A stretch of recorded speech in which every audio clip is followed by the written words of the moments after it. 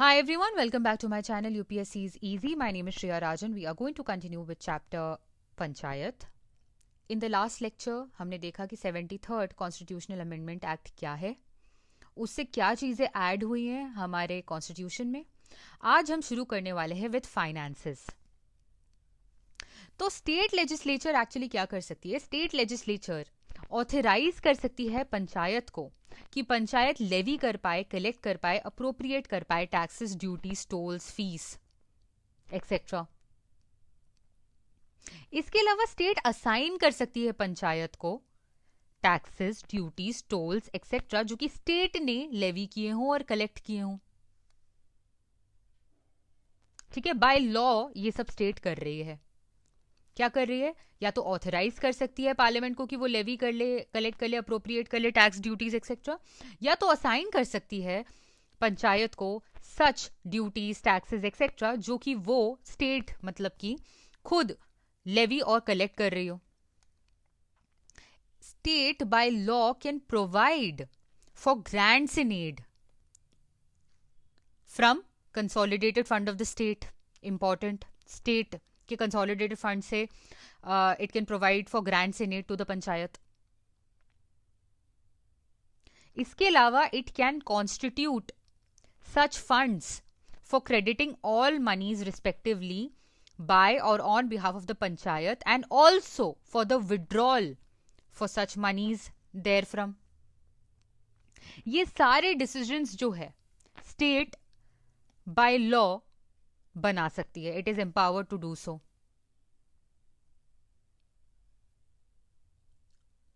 Right, अब हम देखते हैं फाइनेंस कमीशन के बारे में. गवर्नर जो है किसी भी स्टेट का, वो हर 5 साल में कॉन्स्टिट्यूट कर सकता है फाइनेंस कमीशन. किस लिए? To review financial position of the panchayat. Financial position of the panchayat को रिव्यू करने के लिए कॉन्स्टिट्यूट कर सकता है. कौन कॉन्स्टिट्यूट करता है? Governor of the state. कितने साल के लिए? 5 years के लिए. राइट ये जो फाइनेंस कमीशन है इसका क्या काम है कि ये रिकमेंडेशंस दे टू द गवर्नर. ये जो रिकमेंडेशंस फाइनेंस कमीशन गवर्नर को दे रहे हैं उनके प्रिंसिपल्स देखते हैं कि किस बेसिस पे, कौन से प्रिंसिपल्स हैं जिस पे ये रिकमेंडेशंस देने हैं. सबसे पहले तो distribution between state and panchayat of what? Of net proceeds of taxes, duties, etc. which are levied by the state, and allocation of such between panchayats at all level respectively. इसके अलावा determination of taxes, duties, tolls which might be assigned to the panchayat. आप देख रहे हो जो हमने ऊपर points पढ़े हैं उसी के कॉम्प्लीमेंट्री पॉइंट्स हैं ये. Also grants in need to the panchayat from consolidated fund of India. Measures to improve the financial position of panchayats and any other matter referred to the finance commission by the governor in interest of what? Of sound finance of the panchayat. ठीक है, ये जो legislature of state है यहां पे उसकी एक और पावर है. जो स्टेट है वो बता सकती है कॉम्पोजिशन क्या होनी चाहिए इस फाइनेंस कमीशन की. वो ये बता सकती है कि क्वालिफिकेशन क्या होनी चाहिए इस फाइनेंस कमीशन की. ठीक है, एंड मैनर ऑफ सिलेक्शन ये भी स्टेट लेजिस्लेचर डिटरमिन कर सकती है. ठीक है, इतना क्लियर है. इसके अलावा आपको पता होना चाहिए कि गवर्नर क्या करेंगे. एक बार जब फाइनेंस कमीशन अपने रिकमेंडेशन गवर्नर को प्रेजेंट करती है तब गवर्नर ये सारे ही रिकमेंडेशंस को उनके साथ उनके एक्सप्लेनेटरी मेमोरेंडम को as to the action taken there on इसको ले करते हैं before the legislature of the state. तो क्या करते हैं गवर्नर? गवर्नर इन रिकमेंडेशन को along with an explanatory memorandum lay down करते हैं बिफोर द स्टेट लेजिस्लेचर।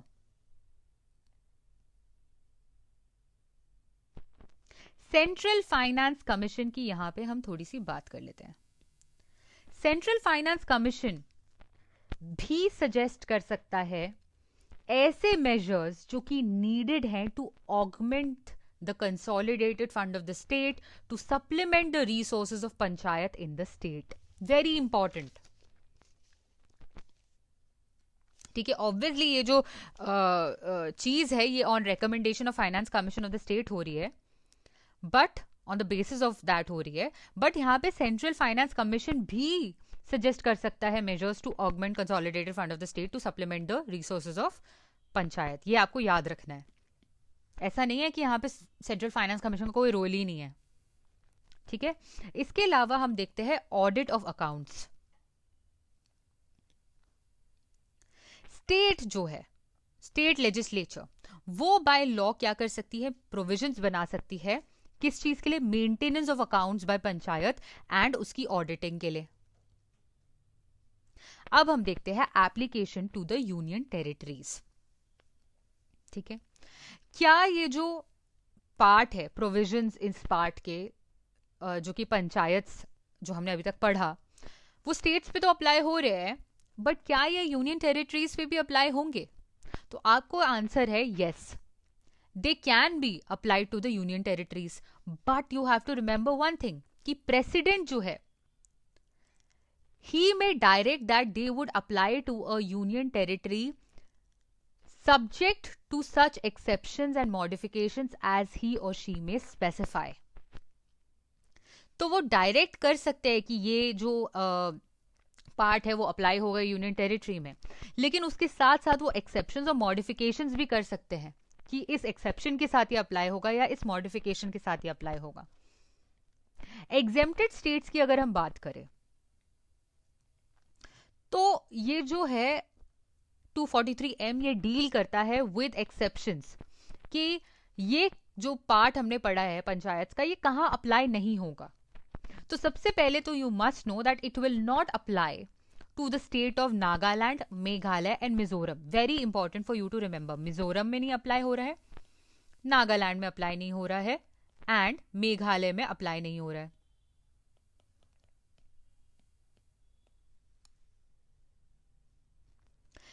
इसके साथ साथ हिल एरियाज ऑफ मणिपुर जो है, जहां पे डिस्ट्रिक्ट काउंसिल्स एग्जिस्ट कर रहे हो, वहां पे ये अप्लाई नहीं होता।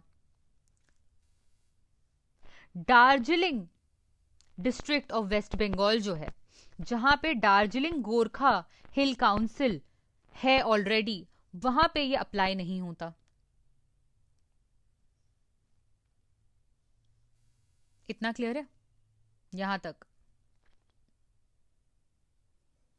इसके अलावा शेड्यूल्ड एरियाज,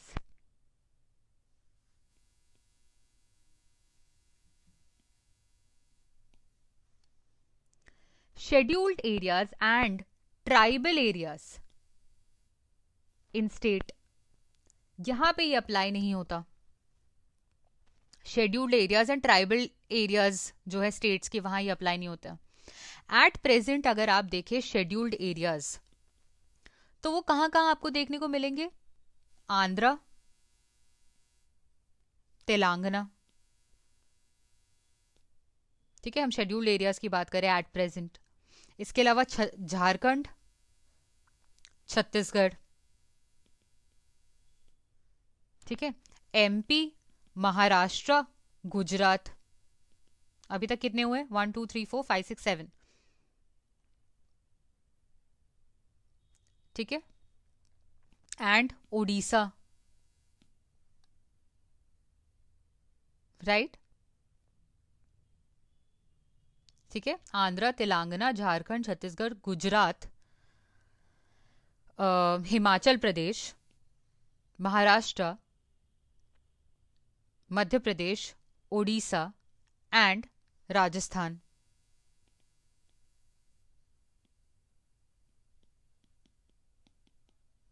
ठीक है,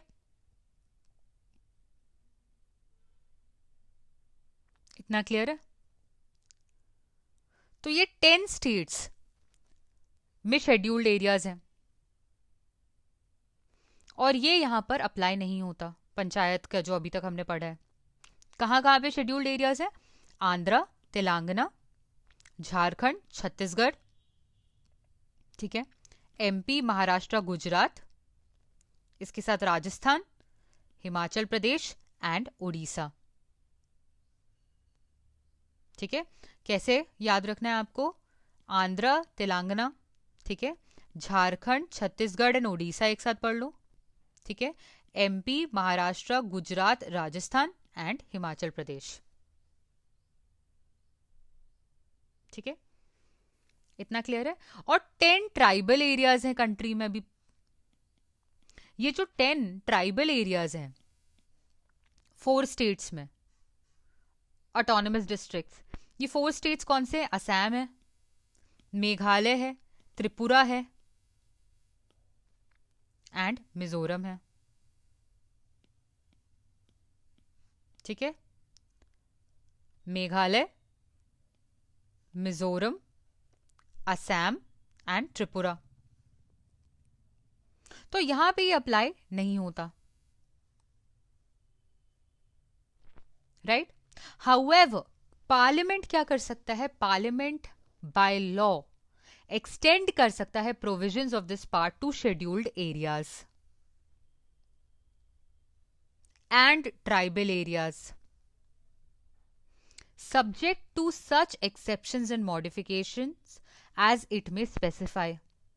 तो कुछ एक्सेप्शंस और मॉडिफिकेशंस के साथ पार्लियामेंट जो है वो शेड्यूल्ड एरियाज में और ट्राइबल एरियाज में इसे एक्सटेंड कर सकता है। अंडर दिस प्रोविजन आपको पता होगा कि पार्लियामेंट ने इनैक्ट किया एक एक्ट जिसको आप कहते हो पीसा, अगर आपको पता हो 1996, which is provision of panchayats extension to scheduled areas act, popularly known as PESA. ठीक है, मैंने क्या कहा? मैंने ये बोला कि पार्लियामेंट शेड्यूल्ड एरियाज में और ट्राइबल एरियाज में इसे एक्सटेंड कर सकता है अकॉर्डिंग, बट ऑल्सो स्पेसिफाई कर सकता है सर्टेन मॉडिफिकेशंस एंड एक्सेप्शंस। इसी के चलते अगर शेड्यूल्ड एरियाज की अगर आप बात करें तो PESA 1996 which is provisions of the panchayat extension to scheduled areas act of 1996 और एक्सटेंशन एक्ट भी बोलते हैं इसे, ये पार्लियामेंट ने बनाया था। अब हम देखते हैं continuance of existing laws and panchayats. ठीक है, all the state laws relating to panchayats shall continue to be in force until the expiry of one term from the commencement of this act। ठीक है, जब से कमेंसमेंट हुआ था इस act का तब से लेके 1 साल तक स्टेट के सारे लॉज जो कि पंचायत से रिलेटेड हैं वो कंटिन्यू होते उस 1 साल तक। इन अदर वर्ड्स जो स्टेट है, in other words states have to adopt the new panchayati raj system based on the act within maximum of 1 year।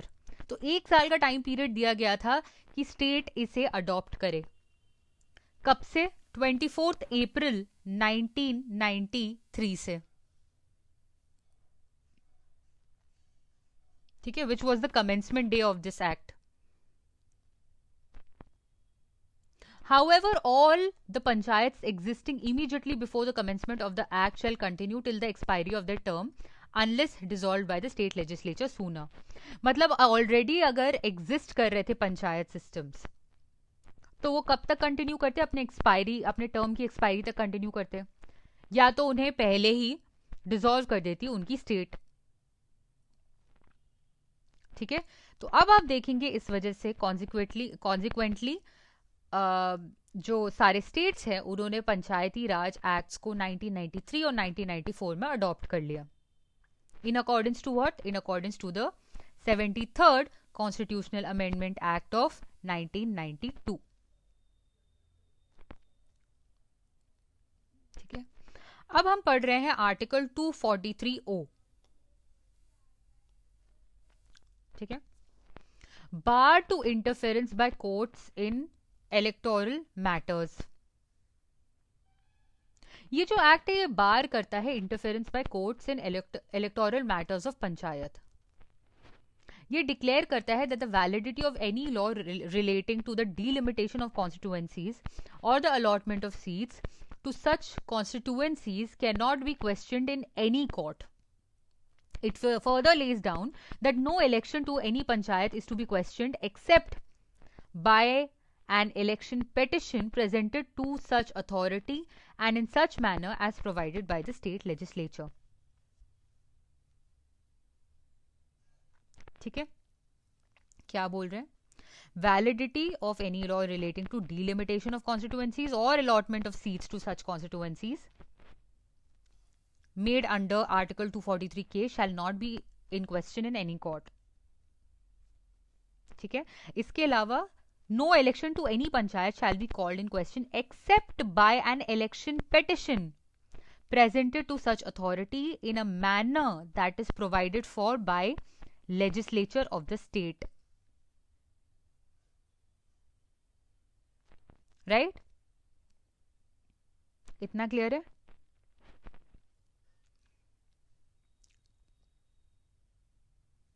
Right.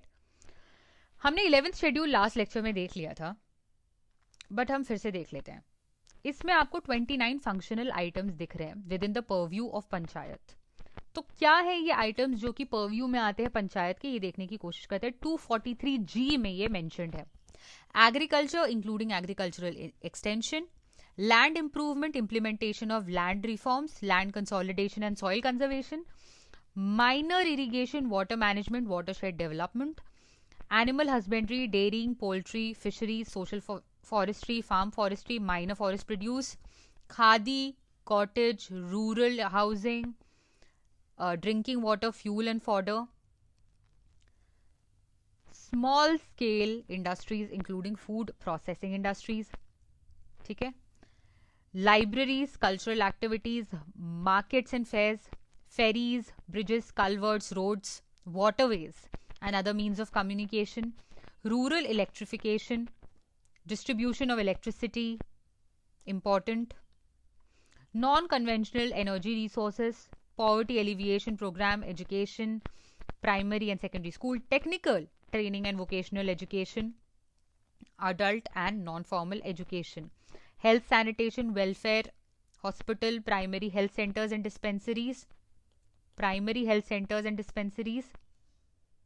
ठीक है, women and child development, social welfare including welfare of handicapped and mentally retarded, welfare of weaker sections, SCs and STs, public distribution system, maintenance of community assets. तो यहाँ पे primary centre, health centre की बात की गई है, dispensaries की. ठीक है, technical training and vocational education and primary and secondary school, distribution of electricity, rural electrification, communication सारे टाइप के, khadi, cottage industry, small scale industry, social forestry, farm forestry, minor forest produce, fisheries, animal husbandry, poultry, dairying, minor irrigation, watershed management and water management, soil conservation, land consolidation, land reforms, land improvement, agriculture extension, agriculture, rural housing, market fair, ये सब तो आ ही रहा है. Libraries भी है. ठीक है, PDS. इतना क्लियर है? ओके. अब जब हम इतना कर चुके